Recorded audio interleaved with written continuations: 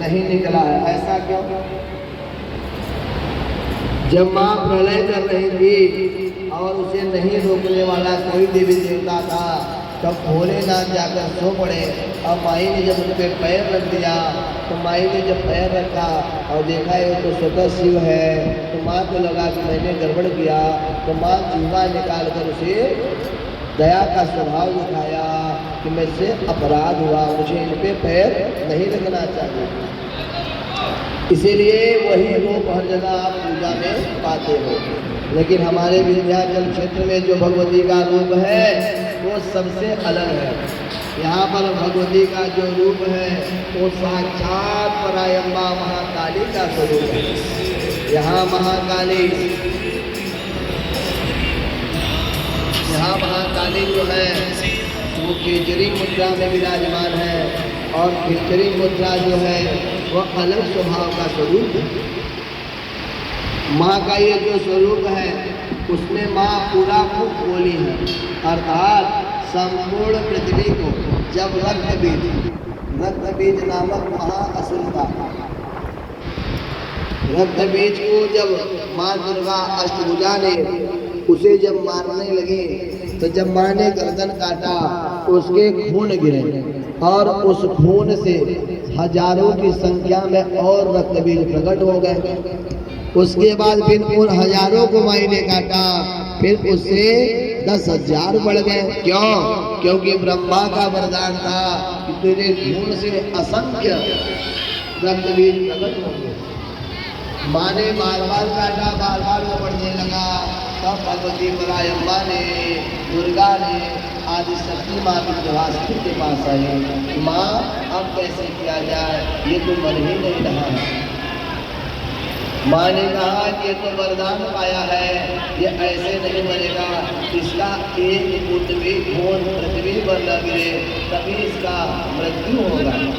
उसके लिए क्या करना होगा? उसके लिए महाकाली का आवाहन होगा। और तब महाकाली का आवाहन किया गया। महाकाली आई। महाकाली को भगवती ने कहा कि हे काली, तुम संपूर्ण पृथ्वी को अपने जिह्वा के नीचे कर दो, अर्थात अपने जिह्वा का विस्तार करो।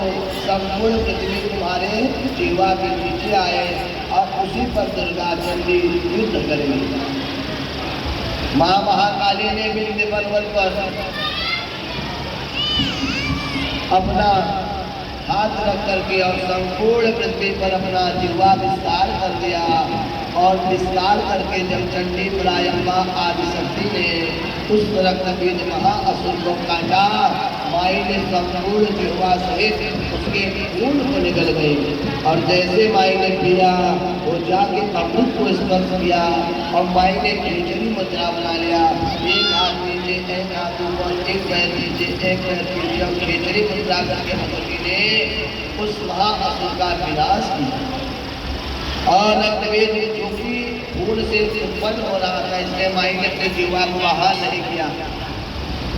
यहाँ दर्शन करने से आपके नकारात्मक विचार, नकारात्मक सोच, आपके अंदर असाध्य रोग, आपके जीवन में आने वाली बाधाएं, आपके घर के क्लेश, आपके घर के दुख, आपकी मानसिक पीड़ा, आपकी आर्थिक पीड़ा, आपकी शारीरिक पीड़ा, इसका निवारण होता है।